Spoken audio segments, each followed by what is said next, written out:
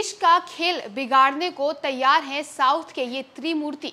नमस्कार, आप देख रहे हैं न्यूज फॉर नेशन और मैं स्वाति पांडे आपके साथ। साल 2024 के लोकसभा चुनाव को महज कुछ महीने शेष हैं और इससे पहले सीएम नीतीश कुमार लगातार विपक्ष को एकजुट करने में लगे हुए हैं, लगातार विपक्ष को गोलबंद करने में लगे हुए हैं और इस कोशिश में लगे हुए हैं कि साल 2014 में जो आए थे उन्हें साल 2024 में किसी भी सूरत में आने नहीं देना है। इसीलिए विपक्ष की एक बड़ी मीटिंग पटना में भी होने वाली है, जिसे सीएम नीतीश कुमार जो है वो ये जो बैठक है उसे शुरू करेंगे।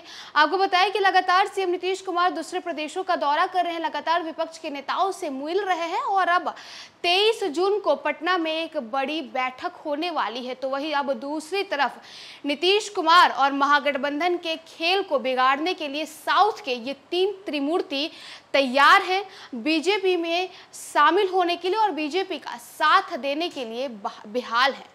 तो आखिर ये तीन नेता हैं कौन, ये त्रिमूर्ति हैं कौन, जिन्होंने ये ठान लिया है कि महागठबंधन सरकार को सीएम नीतीश कुमार और बिहार सरकार को बड़ा झटका देना है। लोकसभा चुनाव को लेकर विपक्ष के कई दल एक साथ आने को बेताब हैं, तो बीजेपी भी अपनी जमीन मजबूत करने में लगी हुई है। बीजेपी को सत्ता बचाना है और विपक्ष को उसे सत्ता से झटकाना है।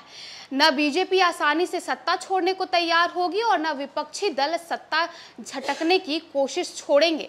इन्हीं दो बिंदुओं के इर्द गिर्द फिलहाल देश की राजनीति चक्कर काट रही है। बिहार के सीएम नीतीश कुमार विपक्षी दलों को एकजुट करने में दिन रात लगे हुए हैं, तो बीजेपी बिना किसी शोरगुल के अपने अभियान में जुटी हुई है। दोनों की कोशिश में फर्क सिर्फ इतना ही है कि विपक्षी दलों को बुलाना जुटाना पड़ रहा है, तो बीजेपी के पास बिन बुलाए लोग चले आ रहे हैं। कर्नाटक में कांग्रेस से मात खाए जेडीएस के संस्थापक और पूर्व पीएम एचडी देवेगौड़ा ने बीजेपी के साथ जाने का संकेत दिया है, तो आंध्र प्रदेश के पूर्व सीएम टीडीपी नेता चंद्रबाबू नायडू बिन बुलाए अमित शाह और जेपी नड्डा से आकर मुलाकात कर चुके हैं। तो वहीं वाईएसआर कांग्रेस के नेता और आंध्र प्रदेश के सीएम जगन मोहन रेड्डी की तो पहले से ही बीजेपी ने बढ़िया छनती है।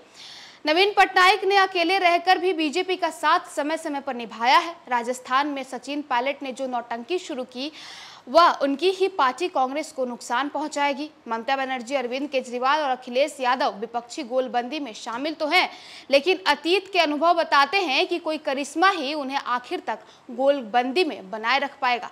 तो क्या ये मानना चाहिए कि विपक्ष के नेता ही बीजेपी की राह आसान करने को तैयार हैं? बताते चले कि कर्नाटक में सत्ता गंवाने के बाद बीजेपी को दक्षिण में साथियों की तलाश है। वही बता दें कि जहां एक तरफ सीएम नीतीश कुमार लगातार विपक्ष को एकजुट कर रहे हैं, तो वहीं दूसरी तरफ ममता बनर्जी पर उनकी पार्टी के लोग ही भरोसा नहीं करते।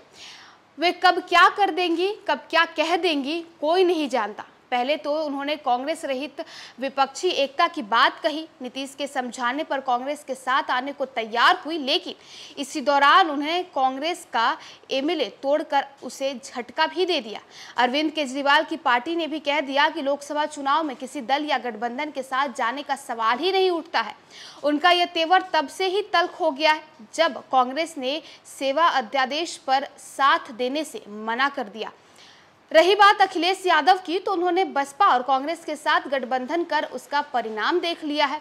इसलिए ऐन मौके पर अखिलेश भी पीछे हट जाए तो अचरज की बात नहीं होगी और ऐसा हुआ तो फायदा बीजेपी को ही होगा। ये जहां लगातार सीएम नीतीश कुमार विपक्ष को एक साथ ला रहे हैं, एक मंच पर ला रहे हैं बीजेपी को सत्ता से हटाने के लिए, तो वहीं दूसरी तरफ उनके ही इस विपक्ष के लोग एक साथ नहीं है। विपक्ष के जितने भी तमाम दल हैं वो एक साथ नहीं है और ये अचरज की बात रही है कि अगर साल 2024 के लोकसभा चुनाव से पहले ये विपक्ष एक दूसरे के सामने खड़े हो जाए, एक दूसरे के सामने अड़ जाए, तो फायदा बीजेपी को ही होगा। तो वही दूसरी तरफ बीजेपी साउथ के तीन मूर्ति जो है, तीन नेता वो बीजेपी के साथ आने को तैयार है और महागठबंधन को सीएम नीतीश कुमार के इस मिशन को फेल करने में लगे हुए हैं।